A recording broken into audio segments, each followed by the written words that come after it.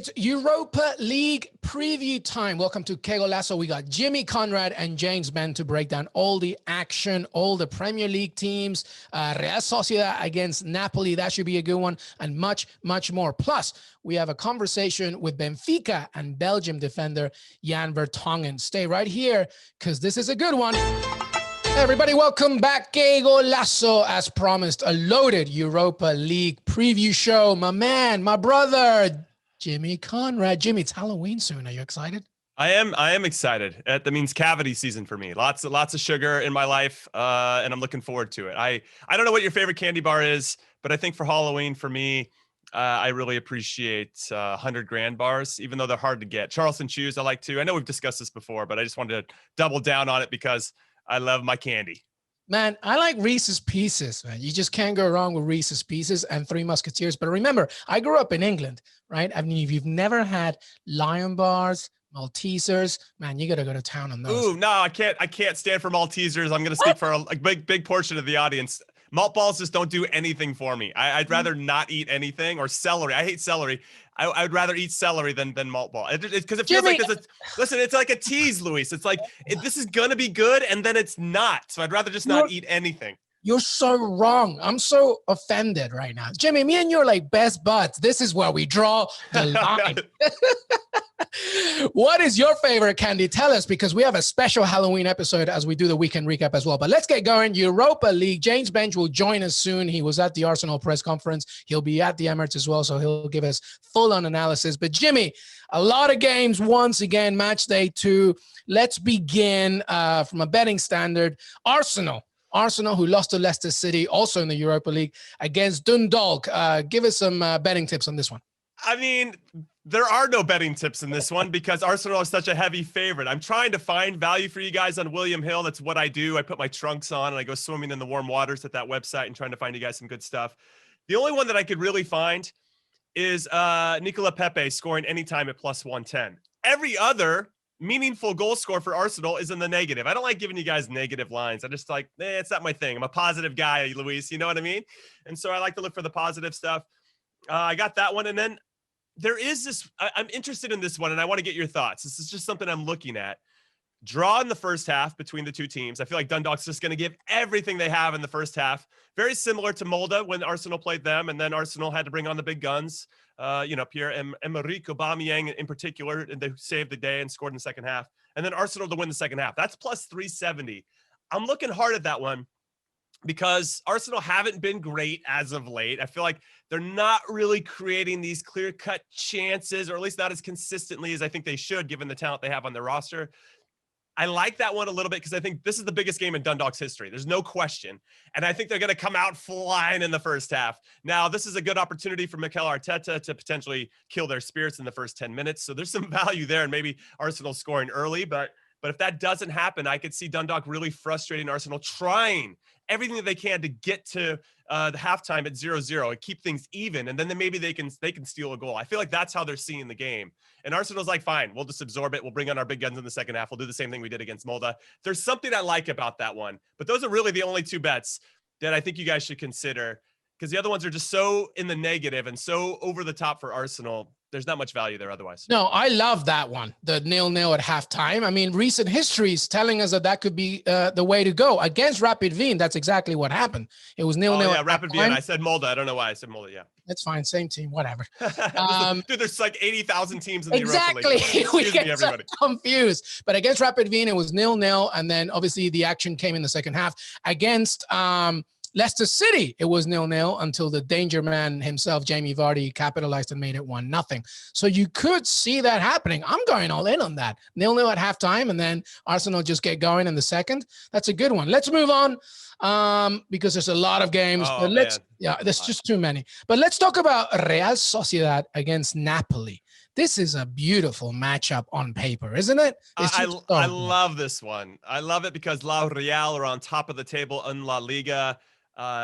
Nobody really expected them to be there at this point. Obviously, Madrid have faltered a smidge, and Barcelona haven't really been firing, and Atletico Madrid still trying to, I think, cram Luis Suarez into how they like to play. And now Joao Felix played very good in the Champions League this past week. So I think there's signs there that Atleti can be very tough the rest of the season. But At the moment, La Real are on top of the table. Napoli lost to AZ Alkmaar in match day 1 at home. Yes, they got more shots, and yes, they had more possession, but still, that was like a C team for AZ because they had missed so many people due to COVID. So I don't know which version of Napoli is going to show up. They need to win this one. It's pretty rare to lose your first 2 group games and then go on and get out of the group and then hit into the knockout rounds. Napoli was one of my favorites to do it, to potentially have a long run in the tournament. Everything's even in this one. So ultimately, if you want La Real to win, let me check it really quick. There's so many games. I had everything up. But the one that I really like at the moment. Go ahead. As you're looking at that matchup, I feel like Napoli are doing what Atalanta's doing the other way around. So now Atalanta's doing well in the Champions League and struggling in Serie A, and Napoli is doing okay in Serie A, and kind of that loss in the opening day in Europa was tough. This is Real Sociedad and Napoli's first ever encounter in European competition. Sociedad's only previous Italian opponents are Inter and Juventus. So this is the first time they're playing Napoli. So take that from what you will. So on William Hill, it's plus 163 for Real Sociedad to win and plus 163 for Napoli to win. And the draw is plus 240. I don't know. I mean, it's a tough one. I do kind of like the over. It's 2.5 is the line. Over is plus 100. I could see this game ending 2-1 in favor of somebody. I just don't know who yet. I really feel like we're going to be flipping a coin. Napoli does have the talent, and Dries Mertens is coming back in. Lorenzo Insigne is coming. All these guys are coming back in, so that should help. But who I really like is Mikel Oyarzabal, who plays for Real Sociedad. He's one of the leading scorers to score anytime at plus 220. I like that one a lot. And then you have Porto, who also has scored 4 goals for La Real this season, and he's at plus 260 to score anytime. So I kind of like maybe putting a flyer on those guys because they get themselves in good spots to score goals. I don't know if David Silva is going to start this one. They might rest him. He's 34 years old. They got to really pick their spots.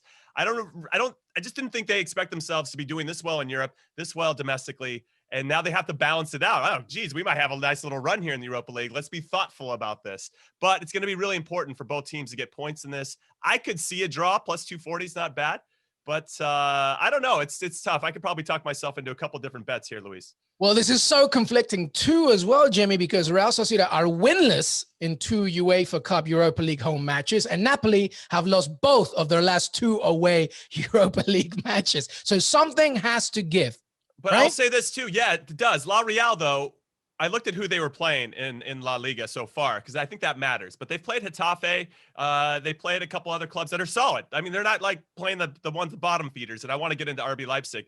They beat Getafe 3-0. That's right. I mean, but they've scored 14 goals and only given up 3. They have the best goal difference in all of La Liga by some margin. So they're doing it on both sides. I really like what they're about right now. And I threw in RB Leipzig really quick because they are a team that look good right now, but they haven't really played anybody, just a bunch of bottom feeders. So I just to give you context as to why I threw them in.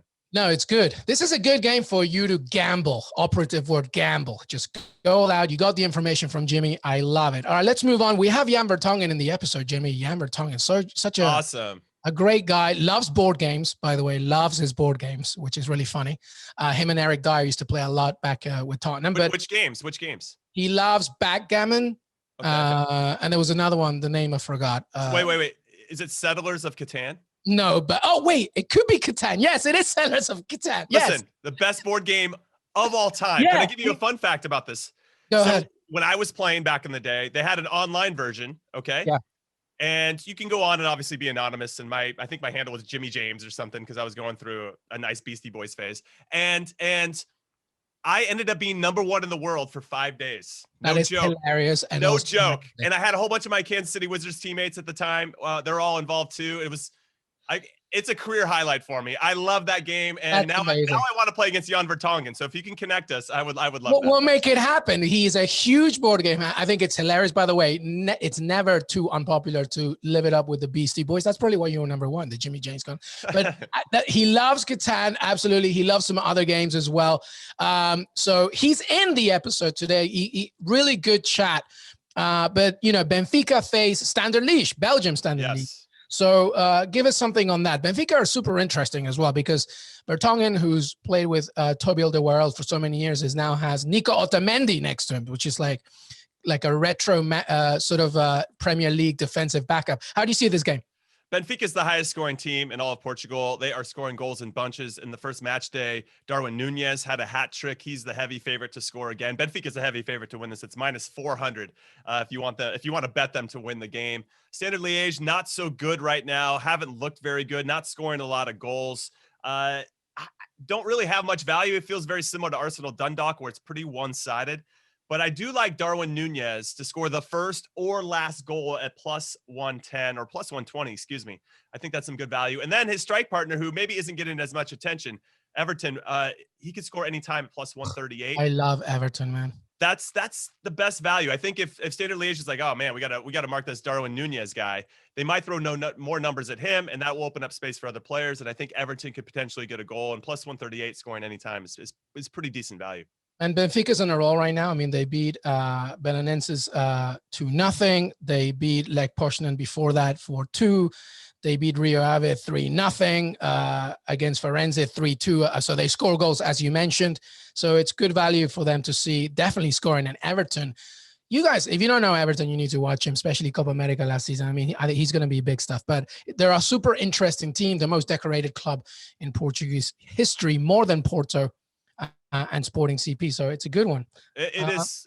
Before you move on, I didn't think they looked good in Champions League qualifying when they got dumped by PAOK. And I was like, man, they got Vertonghen, they got Otamendi. They kind of got this nice mix of young and old. I really like what they're putting together.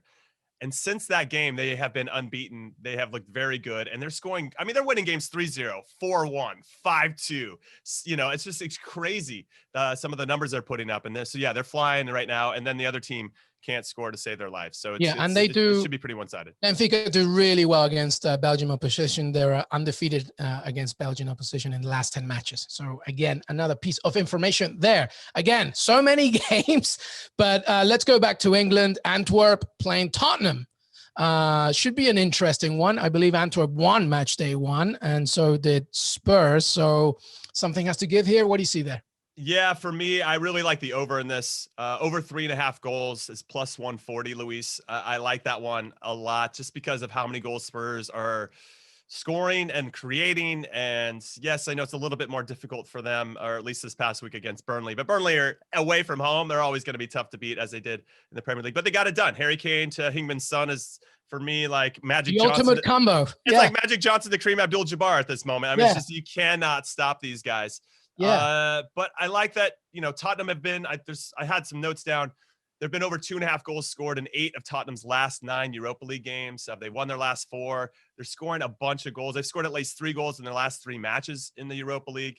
So I like Spurs to win. This is another one. And only over 2.5 goals, plus 102. Gareth Bale, at some point, right? He's going to do something. And you're like, I should have bet him. He's right now scoring anytime plus 100. I like that a lot. And then if you want Spurs to win both halves, which I think they have the capability of doing, just to find like that, maybe a little bit more of a flyer, maybe a little bit more of a risk. I like them at plus 300. They got to win both halves, though, and they have the firepower to do it. I really like Carlos Vinicius up top. I think he's done a very good job of talking about a Benfica player, right? Of just holding the ball up and allowing other players to come in and make a difference. I think Lucas Moura and Lo Celso and Gareth Bale in particular, who I think are going to start this one, will take advantage of that, because he now he's going to get a lot more attention. And like I said about Nunez before, when one player is playing that well, it's going to open up space for other people. And I think other players can take advantage. So I like Spurs to win both halves plus 300. I think that's good value too.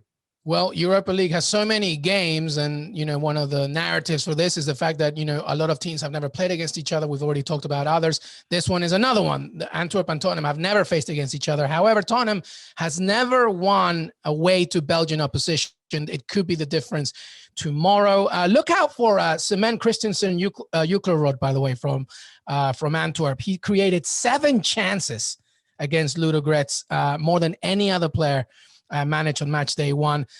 Make that with what you will. Obviously, Tottenham is a different kettle of fish, but you never know. But I love Carlos Vinicius. We'll see what happens there. Anything else, Jimmy? Any other takes before we say goodbye to you, before we bring James? Leicester City against Athens. Anything else anywhere? Oh my God, this just changed within the last hour of me looking at this. But Bayer Leverkusen to win straight up over Slavia Prague was plus 100. It's now minus 110. I still think there's some value there. Leverkusen beaten Nice in match day 1 6-2.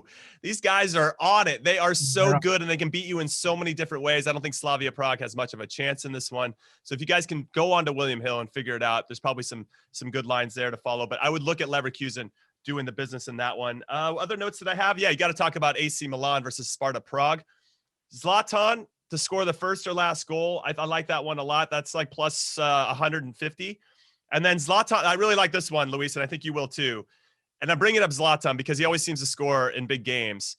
Sparta Prague, they are down center backs. So they're going to be putting in a 21-year-old to start who's really never played before. Zlatan's going to eat that kid up for lunch. Okay. So I like Zlatan to score and Milan to win exactly 2-0, 2-1, or 3-1 plus 380. I do think that Sparta Prague has enough to score. Milan have only kept 2 clean sheets throughout 7 or 8 games this season. So there's going to be some opportunities there. They do get a little loose at times, but I do think they're going to find a way to win. I like that one a lot, but again, it's got to be Zlatan's got to score, and it's got to be one of those exact score lines plus 380. I'd take that one to the bank, baby. Yeah, this will be the opening home game for AC Milan before they have to play Udinese this weekend. And we talked about first encounters for many teams. Actually, this one is going to be the 7th time. They've already, they know each other pretty well, but you would bet your money that Zlatan's going to look at that young center back and be like, I'm all over you.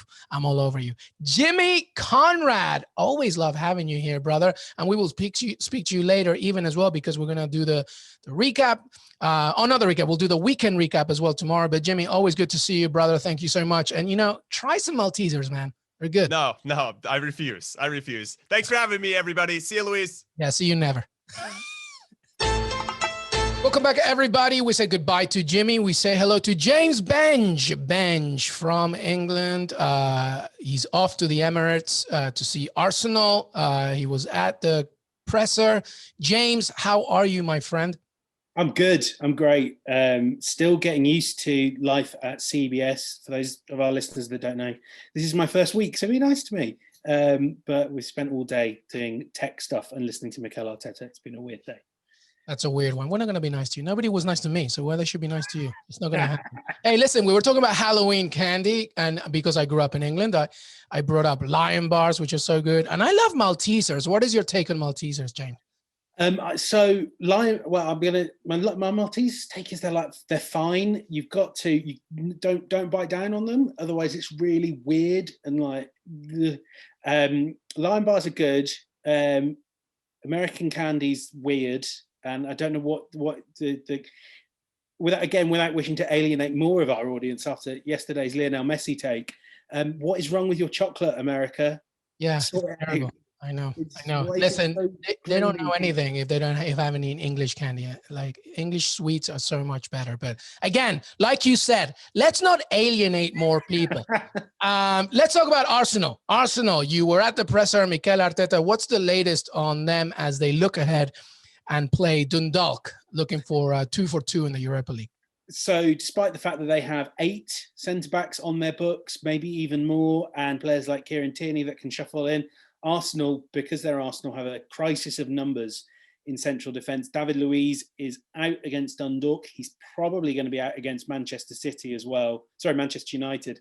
So that's a real defensive problem, because he and Gabriel Magalhaes, kind of the best redeeming feature of the season has been those two settling in as a partnership together. Shkodran Mustafi is probably going to come in, but I mean, Arsenal also without Rob Holding. He won't train until next week. Socrates isn't in the squad. Who else are they missing?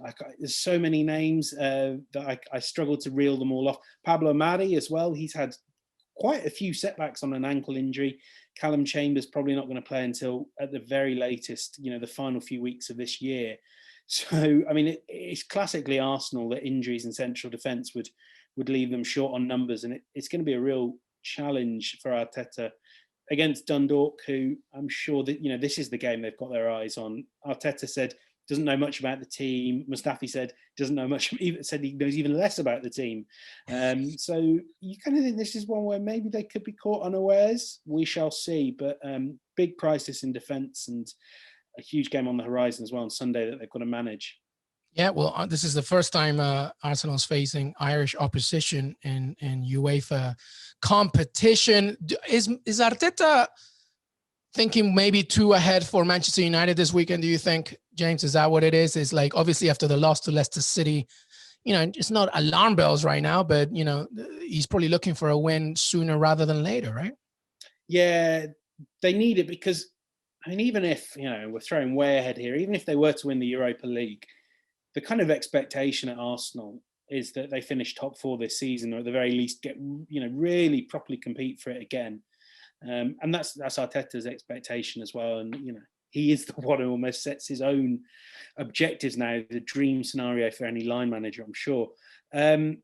He will no doubt be really prioritising that Manchester United game, because I think we've seen United are a bit iffy at home. They haven't won any of their home league games. In theory, Arsenal have the players to hit them hard on the counter, players like Aubameyang, Pepe.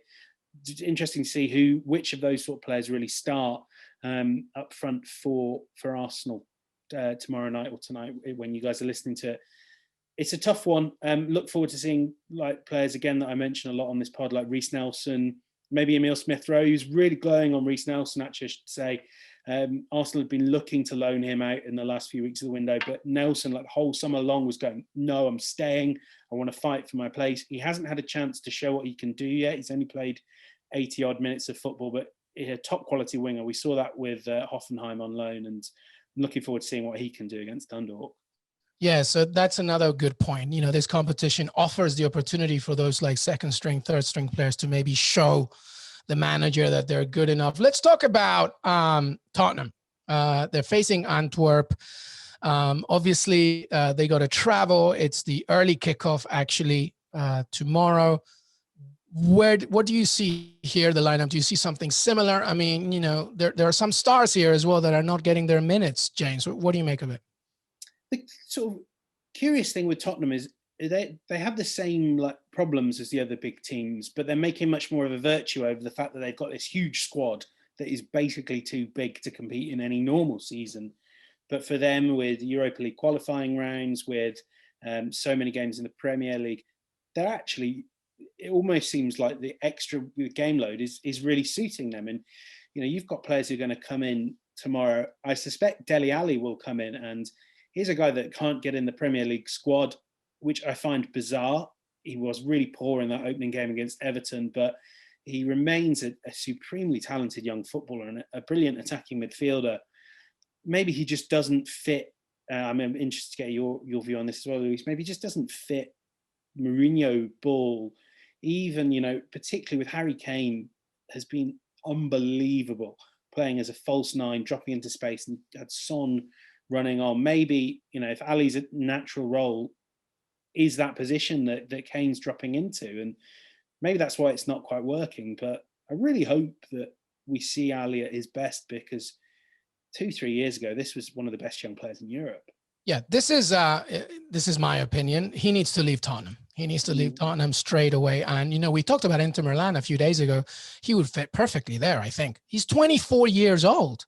24. And like you said, we've already seen some of the magic that he produces. He's just, if Mourinho's not going to use him, and, I remember watching the Amazon Prime documentary where he would have these chats and saying, Sir Alex Ferguson would say to me, Dele Alli, he's the one that you want, et cetera, et cetera. He's 24. He's an England international. The best thing for him is for him to leave Tottenham and go to a club that can best utilize his services, whether that's in the Premier League or somewhere else. I think somewhere like Inter would be great for him. There's already, an interest in going to Premier League talent. Ashley Young is there, of course, and Alexis Sanchez coming from United, Lukaku before that, etc. I think he would be perfect. But my opinion, leave Tottenham. Just make the best out of it in January, and Tottenham can make some money of it. Dele Alli's still young. Everybody wins. Yeah, it was really interesting. I mean, like PSG and teams like that were saying, let's take him on loan. Obviously, that never quite worked out. So fiddly in this summer window. 24, both sort of struck me how, that's still so young, but it feels quite old for Dele Alli. It feels like we're always talking about him as a 21-year-old. So time is on his side, but I think, the years where he can really establish himself, then now he has to either get into the team in the next 2 months or he's got to go, because it's criminal from his perspective, a talent of his quality, to be, only playing in the Europa League. I would say any other team in Europe, I totally agree. Inter Milan will be amazing for him. But any team in Europe, if you can get Dele Alli on loan, even if you have to pay, his wages aren't very expensive for what it's worth, do it. This guy is brilliant. And I know that he's not been that level over the past two years, but remember when Spurs were pushing Chelsea and pushing Leicester for the title? He looked like, the perfect foil for a modern centre forward, finding those pockets of space, scoring goals, providing assists. I'd be gambling on that talent for a lot longer. And I really hope he either breaks into the Tottenham team or finds a team where he can play. Because I still think the sky's the limit for this guy. Now get out of Tottenham. I'd say if you wanna revitalize your career, do it. Unless you're Messi, Lewandowski, Ronaldo, a player is only as good as the manager with his tactics that allows him to be great. And right now, that's not what it's happening. Finally, anything else from Europa, James? Leicester City. How do you see them? They're going away at AEK Athens. I mean, Jamie Vardy's back. They got the feel good factor. What do you make of Leicester City this week? Jamie Vardy having his party again. They're so not a one-man team, and yet from what I saw on Sunday, they're kind of a one-man team. We'll try and survive against Arsenal until we can get the remains of Jamie Vardy onto the pitch, just run him ragged for 30 minutes and win the game off Jamie Vardy. I think Leicester have to be so careful managing him in particular, because it's not just about the quality of his game, it's what his presence does for players around him. And you could see the Leicester team grow a few inches taller when Vardy came on the pitch. Like Athens, would I be risking him? Probably not. The strength in depth is there, and in these away group stage games, you're only really interested in getting a point, not avoiding injuries, avoiding a bad result. So I would sort of say keep your powder dry on Vardy, because it's looking like the Premier League's opening up for a proper opportunity for Leicester to finish in the top four again. It was so close last season, and yeah, I'm really interested to see how Brendan Rodgers manages this, because he's a great manager and a great man manager, but was he able to sort of manage his squad effectively in the restart games? Clearly not, because they fell out of contention. So that's his challenge, is how does he balance Europa League and Premier League and keeping Vardy sharp and ready to score? Yeah, well, this will also be redemption time for Brendan Rodgers, because when he managed Celtic lost to AEK Athens in the Champions League. So maybe there'll be some redemption here, but it's the first time Leicester City and AEK Athens are meeting in European competitions. We'll see what happens. James Benge, always good to have you, my friend. And James will also be part of our Halloween special. It's going to be fun, huh? I can't wait to see it. I have my costume. I love it. I love it. James, always a pleasure, my friend. Stay safe, and I hope that you have a good game at the Emirates. Cheers. Talk to you guys soon. Hey, everybody. As promised, Jan Vertonghen joined the show to discuss his decision of moving to Benfica, his love for the Belgian national team, as well as his teammates, including Romelu Lukaku. He offers some thoughts on Mauricio Pochettino and the Europa League and so much more. Stay right here, because here it is. Hey, everybody, welcome back. Joining us now is Benfica's Jan Vertonghen, the experienced defender and member of the Belgian national team. After an opening victory in the Europa League, Jan and Benfica face Standard Liège, Belgium Standard Liège, this week, and a chance to go 2-2. Jan, welcome to Que Golazo and CBS Sports Digital. Congratulations, by the way, a new arrival to your family. Sending you the best, and congrats. Thank you very much. Thank you very much for the lovely introduction. You are mostly welcome. Jan, first off, how are you? How's life in Portugal? How are you enjoying Benfica? Yeah, I'm very good. Obviously, moving to another country takes some time to settle in when you have a family and you have to move. And as soon as you arrive, you have to start performing. But then you want every other the business on the side to be well arranged. And that took some time.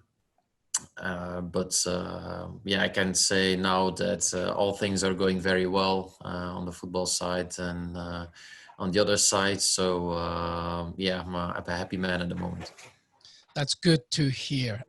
Jan, Benfica are the most decorated club in the country, in Portugal. They've won the league title more times than Porto and Sporting.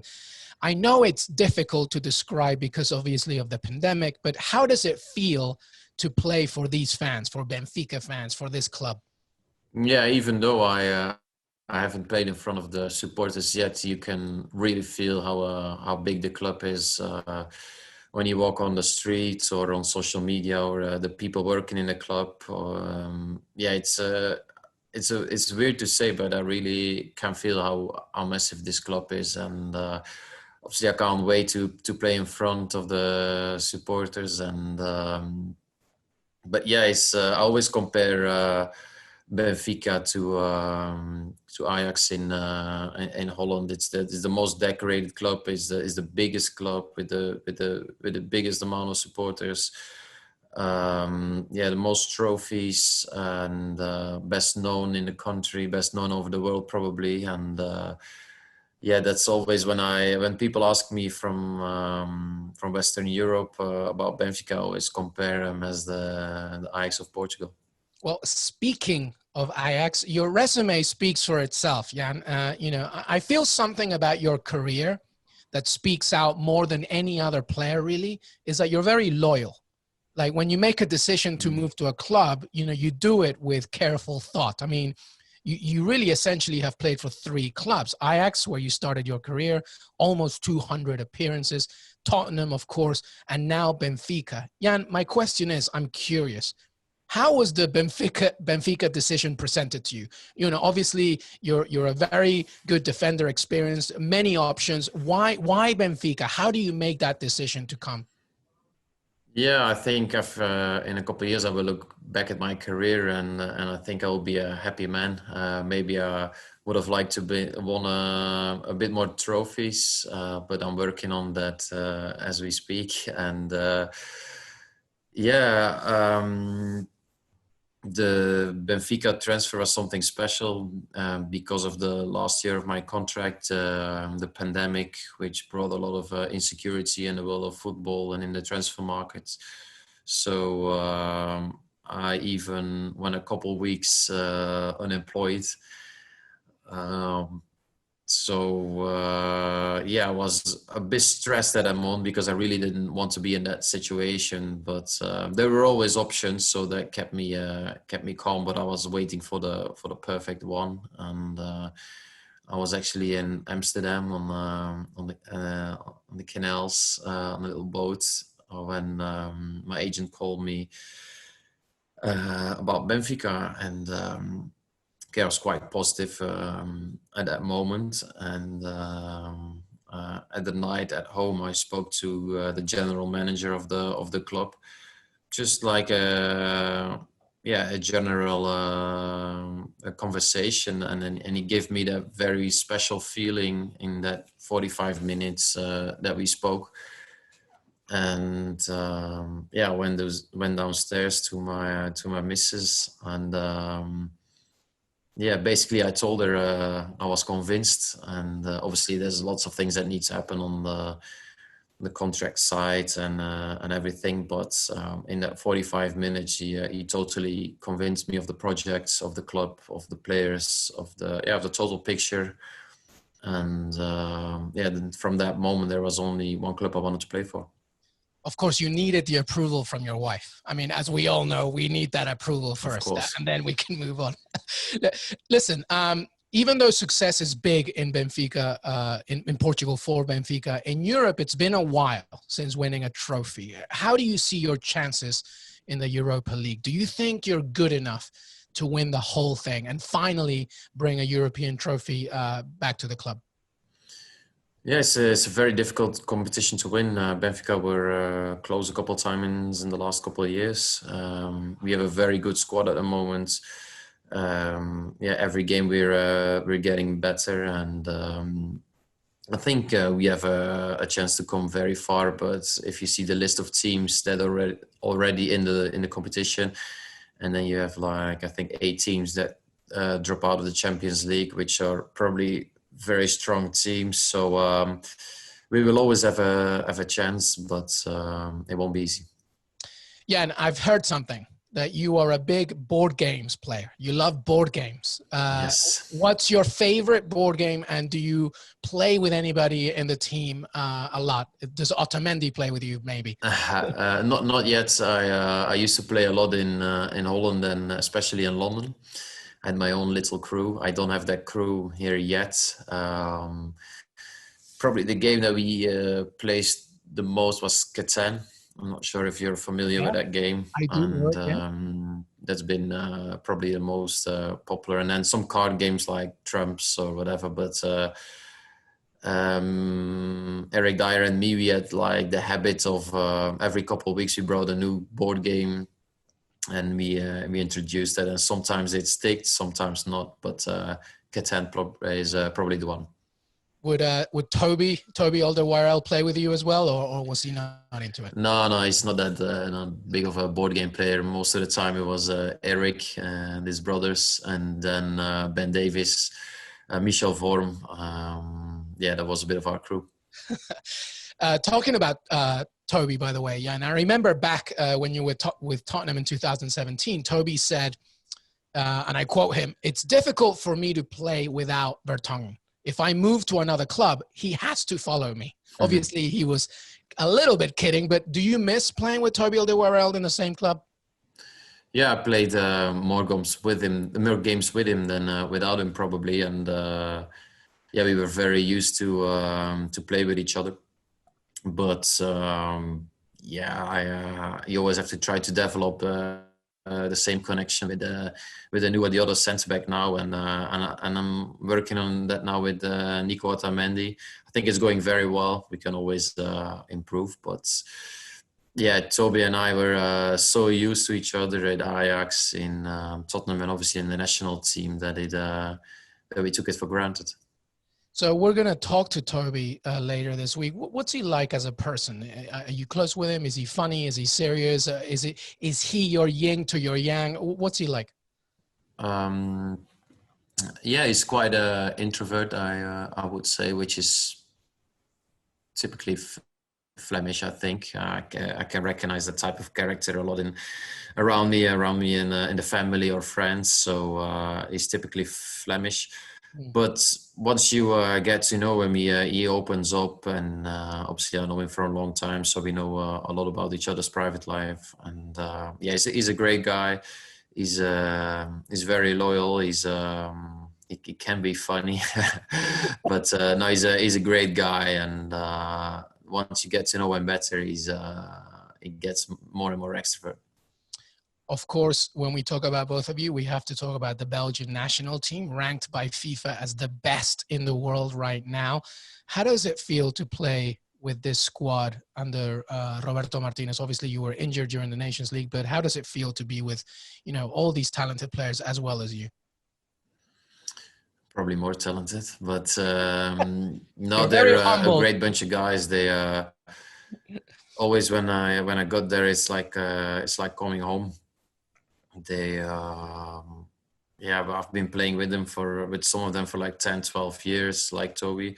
And yeah, we're so used to each other now. Roberto Martinez played a very big part in that. And it's just trying to get a trophy there, because we had a couple of chances, we didn't take them. But I think we got 1 or 2 more to go for. And we really feel it's our time, so hopefully we can get that silverware. Yeah, many of us feel that. A tremendous team. One of them, of course, one of your teammates is Romelu Lukaku, doing very well playing. Mm-hmm. And you've played with him, you've played against him, doing very well for Inter Milan. What's he like? What's Romelu like? Tell me from your point of view. On or off the pitch? Both. I guess we On know the pitch, a little. you all know him. He's a beast. He's a lethal goal scorer. He improves every game, and he's always looking, for new things in his game, as we can all see. And off the pitch, he's a great guy. He's very intense. He loves football, and he can be all over you. He's actually the nicest guy you will ever meet. I really love him. I have a very good relationship with him. I can't wait to see him again. He's a friendly giant. Let's say it that way. That's a good way to describe him. And just a few more questions. Listen, I want to ask you about Mauricio Pochettino. I'm a very big fan of his as a person, as a manager. You obviously know him well from your time with him with Tottenham. Where would you like him to see him? Do you think he deserves to see a club right now? Do you because you know him personally, maybe is he a little impatient right now? How do you see him as a manager and what he could do for a club? Yeah, I can imagine he's impatient. I think the English league suits him very well. He's a manager that prioritizes the fitness levels and the physicality of the game. So I think, playing managing in the Premier League is probably the best thing he can do. He will always want to coach a big team, I guess. So you have to look at the biggest teams in the league, and there are only 2 or 3 you can really look at, I think, then at this point. I won't name them out of respect for the other managers, but I think that's what he's looking at as well. He wants that big team to confirm what he's been doing with Tottenham and what he did very well. So if I was him, I would be impatient because he really loved his job. So you wanna continue that. Yeah, and finally, you're playing Standard Liège this week, a Belgian team. Obviously, you know them, just from growing up, experience. How do you see your chances in this game? Yeah, we're very confident at the moment. We won a couple of games in a row now. The squad is looking better every game, and games every 3 days now. So whoever probably is the fittest and most focused will come out on top. We play at home. Even it's without fans. I can see ourselves as favorites, but Standard is one of the top 2, top 3 teams in Belgium at the moment. So it's obviously a very good team, and I think if we can bring what we've been bringing the last couple of games, we have to try everything to win the game. Jan Vertonghen, Benfica, the Belgian national team, a father once again. Congratulations, Jan, on everything, and the best, and stay safe to you and your family. Thank you very much. Very kind. Nice speaking to you. I want to thank Jimmy Conrad and James Benge and Jan Vertonghen for joining the show. We will be back with a recap of the action and the preview of the weekend action as well. Make sure that you follow us on Que Golazo Pod on Twitter. And if you listen to us on cbssports.com, make sure that you follow us on Apple Podcasts, Spotify, and Stitcher. We are everywhere, baby, and we don't plan on leaving. We'll see you next time.